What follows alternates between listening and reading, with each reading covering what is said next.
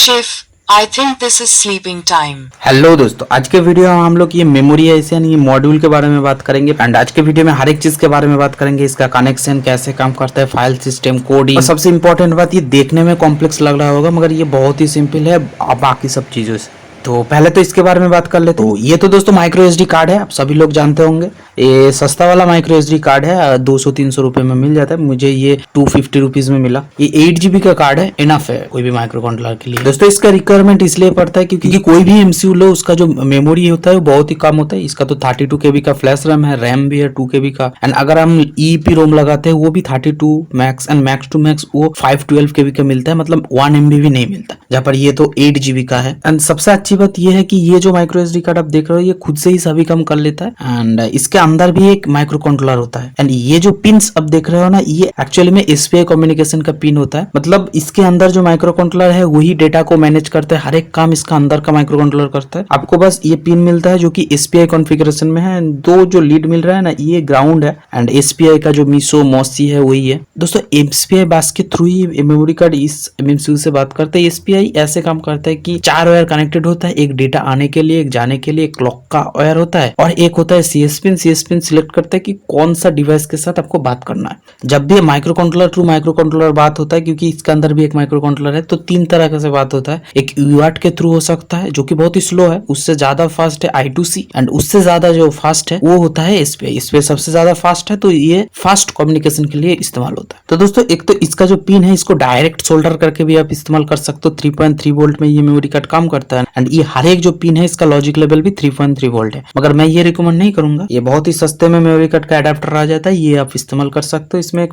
फायदा होता है, ये एक लॉजिक शिफ्टर मिलता है। ये जो है ना, ये लॉजिक लेवल शिफ्टर है, मतलब ये 3.3 वोल्ट लेता है, 5 वोल्ट देता है, क्योंकि ये जो एमसीयू है ये 5 वोल्ट में काम करता है ना। हर एक पिन इसका 5 वोल्ट में लॉजिक देता है, एंड ये तो 3.3 वोल्ट में काम करता है, इसीलिए ये लॉजिक लेवल शिफ्टर आपको मिलता है। एंड एक 3.3 वोल्ट का रेगुलेटर भी मिलता है, क्योंकि इसको कम करने के लिए ये बस ऐसे कनेक्टेड हो जाता है। इसका जो पिन्स है ये तो VCC ग्राउंड है, इन VCC ग्राउंड में ग्राउंड होगा, VCC में 5 वोल्ट देना पड़ेगा, क्योंकि ये जो रेगुलेटर है 3.3 वोल्ट का है। एंड मीसो मॉसी, ये पर आप देख सकते हो मोसो लिखा हुआ है, मुझे लगता है ये प्रिंटिंग मिस्टेक है। अगर आर्डिनो से कनेक्शन की बात करें तो ये तो 12 नंबर पिन के साथ एंड 11 नंबर पिन के साथ कनेक्ट होगा, जो मीसो मॉसी होता है आर्डिनो का। ये है क्लॉक का पिन एंड ये है सीएसके की पिन। कनेक्शन बहुत ही सिंपल है, एसपीआई कॉन्फ़िगरेशन में ये कनेक्ट होगा। दोस्तों इसके बाद में बात कर लेते हैं एक्चुअली इसको हम लोग यूज क्यों करें, क्योंकि हम लोग जब डेटा को स्टोर एंड डेटा को यूज करने की बात करते हैं माइक्रो कंट्रोलर के थ्रू, वो बहुत ही कॉम्प्लिकेटेड हो जाता है अगर हम लोग बिट बाय बिट स्टोर करते हैं। मतलब ईपी रोम का वीडियो अगर आप नहीं देखो तो देख लेना, क्योंकि ईपी रोम में जब हम स्टोर करते हैं तो हर एक एड्रेस में 1 बाइट करके स्टोर करना पड़ता है, और हमको याद रखना पड़ता है कैसे। और एक की लोकेशन में बहुत ज्यादा रीड राइट हो सकता है, जहां पर मेमोरी कार्ड का हर एक जो बाइट है वो ऑप्टिममली यूज ना होकर के एक ही बाइट बार बार रीड राइट होने की वजह से, तो इससे क्या होता है कि मेमोरी का एक सेक्शन तो जल्दी खराब हो जाता है, मगर हर एक सेक्शन खराब नहीं होता। मगर ये एसडी कार्ड यूज करने का फायदा ये है क्योंकि इसके अंदर एमसीयू होता है, वो इंडिपेंडेंटली कंट्रोल करता है हर एक मेमोरी लोकेशन को। आपको बस फाइल को भेजना है, ये इंडिपेंडेंटली हर एक सेक्शन को ऑप्टिममली रीड राइट करेगा, कोशिश करेगा कि सभी जो मेमोरी लोकेशन है वो इक्वली रीड राइट हो, जिससे कि इसका लाइफ स्पैन ज्यादा हो, और बाकी जो चीज है ये मैनेज करता है। और सबसे बड़ा चीज होता है फाइल को मैनेज अच्छे से कर सकते हो, क्योंकि जब भी आप मेमोरी कार्ड में कुछ भी फाइल को सेव करते हो, जनरली ये 3 फॉर्मेट में आप सेव कर सकते हो। TXT फॉर्मेट, CSV फॉर्मेट और JSON फॉर्मेट। टेक्स्ट सबसे सिंपल होता है, CSV सिंपल होता है मगर थोड़ा सा कॉम्प्लेक्स होता है, और JSON एडवांस काम के लिए आप JSON फॉर्मेट में इसको सेव कर सकते हो। इसके अलावा दोस्तों इसको आप ESP32 के साथ कनेक्ट भी कर सकते हो इस मॉड्यूल को, एंड आप ऑडियो भी प्ले कर सकते हो, जो बहुत ही कमाल का चीज है। जैसे आप एग्जाम्पल के लिए ESP32 के साथ अगर मैं इसको कनेक्ट करता हूँ, अगर मैं इसको ऑन करता हूँ तो Chief, I think this is sleeping time. आप देख सकते हो कि ये इसके साथ रीड कर रहा है, एंड ये एक एम्पलीफायर है, इससे ये इसको चला रहा है। जो वेव ऑडियो है डेटा को स्टोर करके ये चला रहा है। एंड इसको मैं और एक बार अगर रीसेट करता हूँ, बोल क्यों नहीं रहा है भाई, एक बार और रीसेट कर देता हूँ। Chief, I think this is sleeping time. तो दोस्तों आप बात करते हैं कोडिंग के बारे में। तो कोडिंग के लिए आपको ये लाइब्रेरी इंक्लूड करना पड़ेगा। तो दोस्तों ये लाइब्रेरी बिल्ट इन होता है, तो इसके लिए आपको बाहर से कोई भी लाइब्रेरी इंस्टॉल नहीं करना पड़ेगा। और क्योंकि एसडी कार्ड एसपीआई बस के थ्रू कम्युनिकेट करता है, तो इसके लिए आपको एसपीआई लाइब्रेरी भी इंक्लूड करना पड़ेगा। तो दोस्तों एसडी कार्ड का जो लाइब्रेरी होता है वो स्टैटिक होता है। इसके मतलब ये है कि आपको कोई भी ऑब्जेक्ट क्रिएट नहीं करना पड़ेगा एसडी कार्ड को इस्तेमाल करने के लिए, आपको डायरेक्ट फंक्शन को कॉल कर सकते हैं। तो पहला जो फंक्शन कॉल करना पड़ेगा वो बिगिन, जो कि एसडी कार्ड को इनिशियलाइज करेगा। इसके बाद दोस्तों जो मेन फंक्शन है उसमें सबसे पहला जो फंक्शन है ओपन है। ओपन जो फंक्शन है वो जनरली 3 काम कर सकता है। पहला तो ये कोई भी फाइल को रीड कर सकता है या फिर राइट कर सकता है। इसके अलावा दोस्तों ये फाइल को अपेंड कर सकता है। इसका मतलब अगर कोई भी फाइल नहीं है तो उसको ये क्रिएट कर सकता है। ये फंक्शन सबसे ज़्यादा इस्तेमाल किया हुआ एंड इम्पॉर्टेंट फंक्शन है।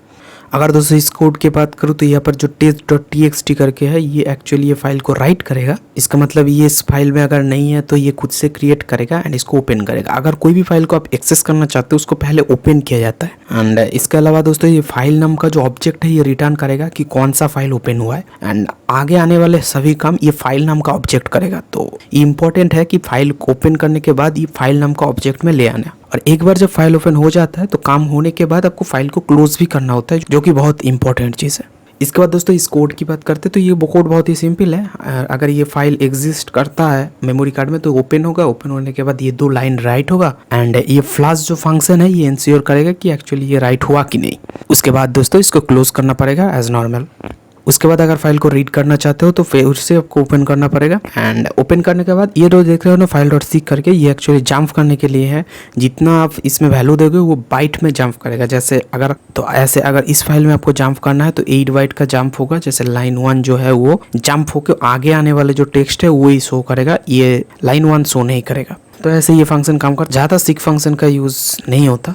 इसके बाद कुछ फंक्शन है जैसे इस डायरेक्टरी करके, ये जो है ये चेक कर सकता है अगर आप जो पाथ दे रहे हो वो डायरेक्टरी है या फिर फाइल है तो ये चेक कर सकता है। इसके बाद जो फंक्शन है file.name करके, ये जो जिस फाइल को आप ओपन करोगे उस फाइल का नेम आपको पाने में हेल्प करेगा। उसके बाद आता है ये साइज करके, वो साइज जो फंक्शन है ये उस फाइल का साइज रिटर्न करेगा कि उस फाइल का कितना साइज है, ये बाइट में रिटर्न करेगा। तो आपको KB में या MB में कन्वर्ट करना पड़ेगा एल्गोरिदम लगा के। उसके बाद जो फंक्शन होता है ये अवेलेबल करके है कि अगर आप कोई भी फाइल रीड कर रहे हो तो उस फाइल का अगर कुछ डेटा बाकी है तो प्रोवाइड करने के लिए ये फंक्शन होता है। इसके बाद जो फंक्शन है बहुत इंपॉर्टेंट है file.openNext करके। ये फंक्शन कम में आता है कि आपका SD कार्ड में अगर आप नहीं जानते कि कौन कौन सा फाइल है तो ये फंक्शन काम करता है आपका एक डायरेक्टरी में कितना फाइल है या फिर SD कार्ड में कितना फाइल है वो लिस्ट करने के लिए। एग्जाम्पल के लिए आप देख सकते हो कि ये सब फाइल है, क्रिएट करने के बाद ये लिस्ट कर देता है कि कौन सा फाइल है।